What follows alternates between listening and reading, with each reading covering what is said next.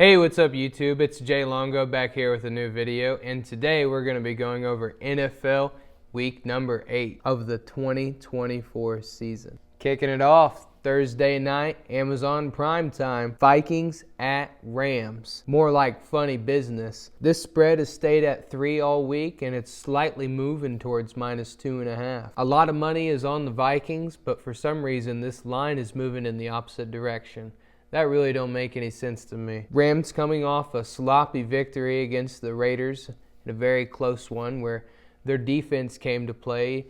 Even though the Rams have one of the worst defenses in the NFL, they caused several turnovers against the Raiders offense. Raiders had to play 2 different quarterbacks in that game. I think both of them ended up throwing several interceptions. Vikings coming off of a very close loss against the Lions in a divisional matchup at home.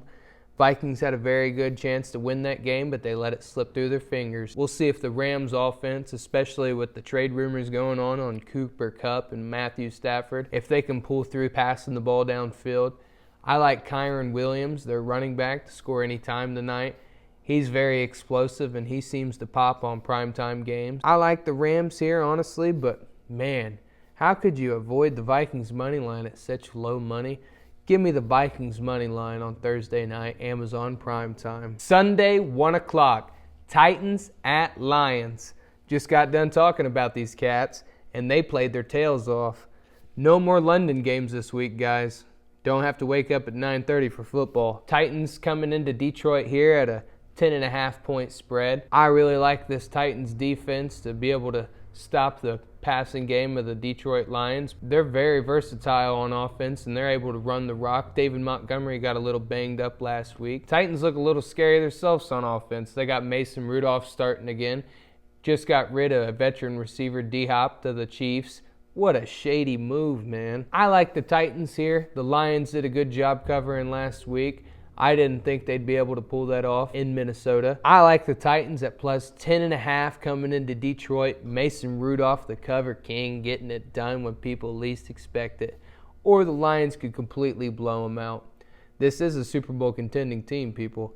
But I like the Tennessee Titans coming in here and coming in hot. Give me the Titans at +10.5. That spread line's just way too high. Moving on, Packers at Jaguars. Show me some love. Packers fly down south to Jacksonville as the Jaguars finally come back home, as they've been in London for the past 2, maybe 3 weeks. Definitely 2 weeks they've played there for the past 2. Packers coming into this game after a great home-fought victory against the Texans. Jordan Love got the best of C.J. Stroud in an all-out team victory. Packers are really hard to beat at home, and I can tell you why. Packers are a playoff team, and they're going to make their way on through these Jaguars. I see the Jaguars' pass defense really struggling in this one, and the Packers' defense stepping up against struggling Jacksonville QB Trevor Lawrence. Packers coming in here to Jacksonville looking to run the ball. Wait a second there. Jaguars actually have one of the best run defenses in the NFL, only allowing 3.7 yards per game. I like the Packers to still pull away here. Give me the Packers at -3.5. Cardinals at Dolphins. The return of Tua. Gotta respect this kid for the love of the game he's got. He's coming back after his 4th concussion of his career, and he told the reporters, forget about that Guardian cap. I'll wear what I want to wear. I'm here to ball. Give me a Tyreek Hill touchdown anytime score, and the Dolphins at -3.5. I don't see these Cardinals coming into Miami after a very hard-fought victory against the Chargers where they got pretty banged up. James Conner might be able to run the ball here, but this pass defense for the Dolphins has been elite.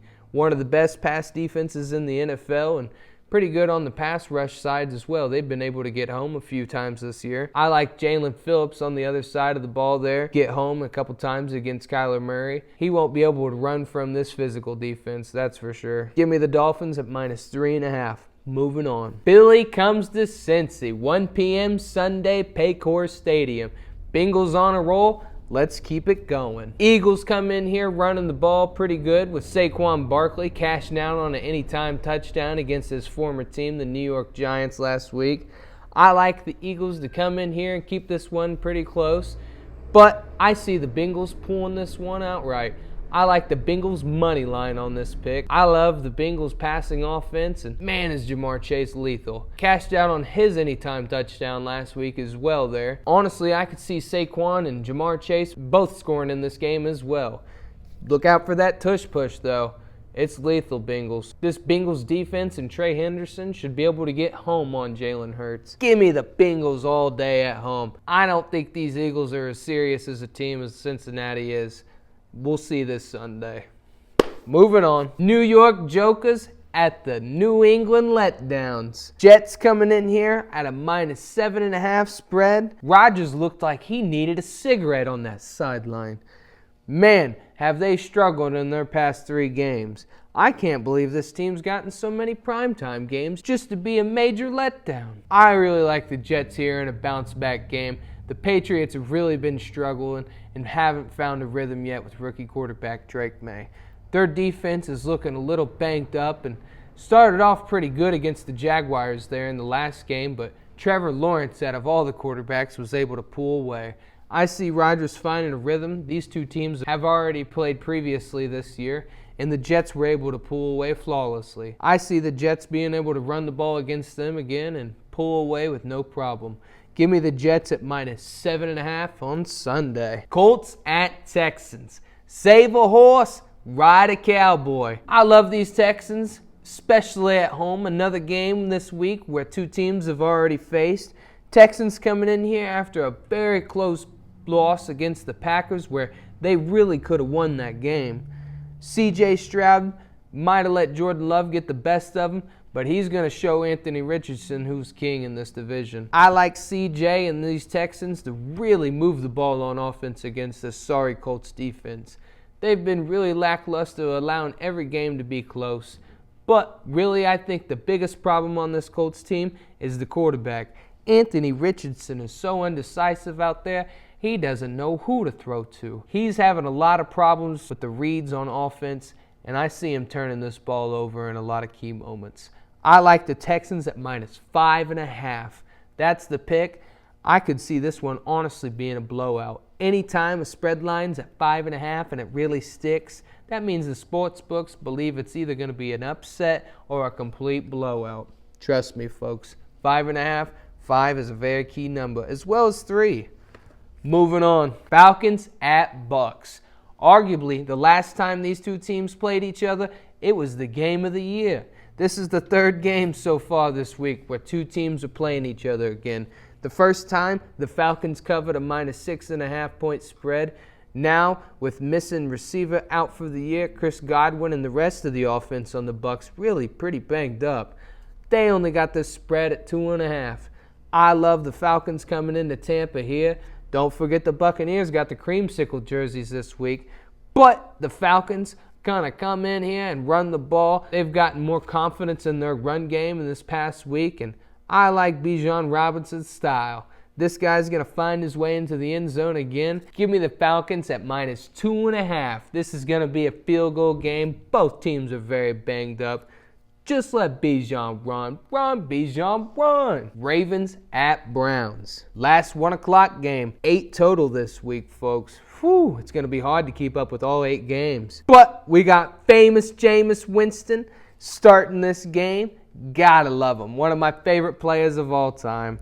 This guy's a leader, and you'll see it this Sunday. But how could you slow down these Ravens? They got arguably the best offensive duo in NFL history. Lamar Jackson and Derrick Henry, they're able to get through anybody. As long as they make the right reads against this Browns defense, they shouldn't have a problem. You know what the Browns are really strong in? Run defense. I could see the Browns keeping this one pretty close, especially since the spread's really high. Give me the Browns at +10.5 on a Ravens come-down game on a short week. I like these Browns, and they're going to be able to prove themselves against a divisional opponent. All these divisional games are close. I can't believe they got it this high. Bengals barely beat them by a touchdown last week, but Jameis Winston came in there and threw a touchdown late to give this team some confidence. We'll see, folks. Moving on to the 4 o'clock game. Saints at Chargers. Bowled up, more like bolted down. These Chargers couldn't find the end zone like a crackhead lost his lighter. But I like the Chargers to come out here against the Saints, who have the 32nd, yes, 32 teams in the NFL. That means worst run defense in the whole NFL. And the Chargers are one of the best teams at pounding the rock. I like the Chargers to be able to pound the rock here in a close game. The spread line's at 7.5. Bump it down to 6.5 and play it a little safe against these Saints.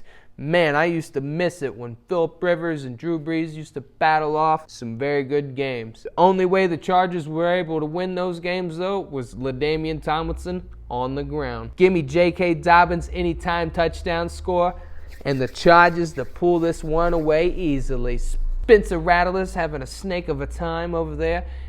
He can't find a rhythm on offense, and neither can this Saints defense slow anybody down. I like the Chargers in a bounce-back game where they could have won last week on field goals, but they need to get into the end zone. Chargers at -6.5. Moving on, Bills at Seahawks.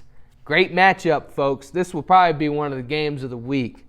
I like an upset here, folks. Someone's got to win on the underdog eventually. Give me the Seahawks money line. Bills got to travel across country to play the 12th man in the Loud House. I love these Seahawks, and Geno Smith's been moving the ball great on offense. DK Metcalf got a little banged up, but he's got two other receivers that are smooth as butter. I like Jackson Smith-Njigba in an anytime touchdown score against these sorry Bills corners.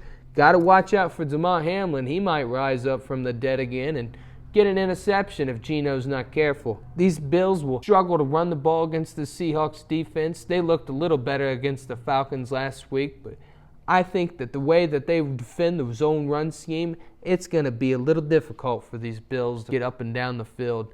Josh Allen will probably do his thing and keep it close. I like the Seahawks with a good old-fashioned upset at home. Give me the Birds, baby. Give me the Birds. Bills last week against the Tennessee Titans started that game off down 0-10 until the second quarter. If they start off slow again like that against these Seahawks at home, there's no way they're going to be able to catch up.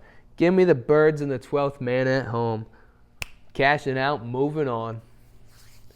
Bears at Commanders. 4:25 Eastern time. Get ready for this one, folks. Battle of the rookie QBs. The number 1 and 2 pick of the NFL draft face off in a one for the ages. In Washington, but the edge goes to the Bears here. Jaden Daniels, the Commanders quarterback, actually hasn't reported to practice all week this week. So watch out there, folks. We might see a little bit of action from Mariota, and that'd be a real letdown. Or they're saving this kid and keeping him healthy until the big game. Because, man, this would be a big one, folks. We want to see which organization made the better move. Bears, though, coming in here at 3.5-point favorites. How could you not like them? To win by a touchdown? I'll tell you why. Commanders coach Dan Quinn. This guy's a defensive guru, and he'll be able to slow down rookie quarterback Caleb Williams with ease. But I like the Bears coming out on top here. So I'm going to play this one safe. I believe it's going to be a field goal game, and we're going to take the Commanders at +4.5. I like the Dogs here at home. I think they'll be able to find the way to move the ball on offense against this Bears defense. Even though Caleb Williams has been playing lights out these past 2 weeks, I think the Commanders will be able to get a surprise upset with the better coaching. Moving on, Panthers at Broncos. Another big spread this week, but I like the Broncos and that defense. Bryce Young gets the go-ahead to come back and lead this team into Denver. I like the Broncos here at home. Spread might be a little big, but I'm going to take it at -9.5. Give me the Broncos to win by 10 here at home. I don't see the Panthers being able to move the ball. If the Saints couldn't, how could the Panthers? Broncos might struggle on offense, but Bo Nix should be able to get that ball down the field when he needs to. I like the Broncos and their West Coast style offense to move right on through these Panthers. This organization's really struggling. I wouldn't be surprised if they fire their head coach before the end of the season. Give me the Broncos in a boring, not so favorable matchup. I like them, though, covering the spread at -9.5. Moving on, Chiefs versus Raiders, 4:25 p.m. Chiefs coming in here to Las Vegas at their second home. with their best friends, the refs. I like Patrick Mahomes coming off of a Super Bowl rematch where he proved me wrong, getting the best of the 49ers defense and allowing his defense to pave the way for a smooth victory. How could you not like these Chiefs? 10.5, another really big divisional spread this week. Man, I don't like these divisional matchups when the spread's that high. But I'm high for going against the Chiefs these past 2 weeks. Give me the Chiefs at -9.5, dropping it down to 10. I actually love a 2-team money line parlay with just the Broncos and the Chiefs winning. That might be a safer play this week. The 9.5s on these two games is a bit outrageous. But I like the Chiefs covering against the Raiders if I had to. This Raiders team is pitiful. Both quarterbacks combined for 5 turnovers last week. How are they going to be able to move the ball against one of the best defenses in the NFL? And they lost their star receiver. All they got is Max Crosby. You're going to have to put him out there at tight end. Or wait, that's the other best and only good position on the Raiders team, is their tight ends. Gosh, good luck, Las Vegas. You're going to need it. Dallas Cowboys at San Francisco 49ers for a matchup of the ages. Should have looked up the record of these two going head-to-head all time, but man, what a better game to watch on Sunday night. 49ers coming in here with no offense and the Cowboys coming in with no defense. This is going to be a matchup for the ages. And I love the Dogs in a prime time where Mike McCarthy really needs to turn this season around and get his shit together. Give me the Cowboys at +4.5 to come in here and upset the 49ers. Man, the 49ers looked pitiful last week, but so did these Cowgirls. They're going to come in here, though, with a good momentum change. A lot of attention on this team right now. Same for the Niners, banged up at receiver, no Ayuk and no Deebo Samuel. They were playing with 4th, 5th stringers. They even had a guy who got shot in the chest before the season started out there dropping passes. Give me the Cowboys to cover here on Sunday night, prime time. Monday night, Giants at Steelers. Man, these Steelers are playing unbelievable. Mike Tomlin's the GOAT for that move. Made the call to start Russell Wilson, believed in him and said he was ready, and man, did Russell perform well. Little slow start, but he put some points up on that Jets defense, who is arguably one of the best pass defenses in the NFL. So how could these Giants slow down Russ?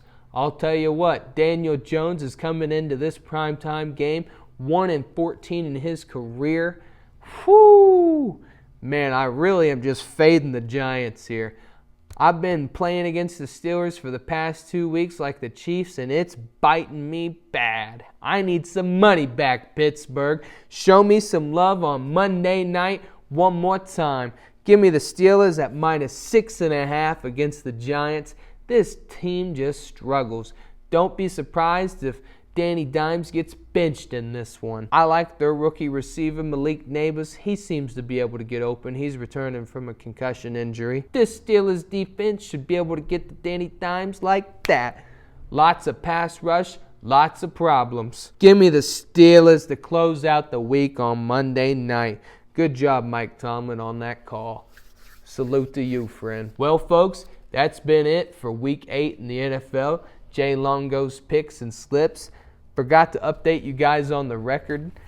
We are overall 59-47. Last week, we barely broke even at 7-7. Rough week last week. But all's high to the sky. We must fly on this week. I look to carry on and cash out on these parlays and bets that I'm placing. Man, I'm excited. The touchdown scores have been lights out for me. I hope all of you have the best of luck, and thank you very much for tuning in each and every week. If it wasn't for you guys, I wouldn't be doing this. For that, I got to say thank you. I appreciate all of you. Have the blessed and best of one, and don't forget it, folks. Don't sweat it, just bet it. Peace!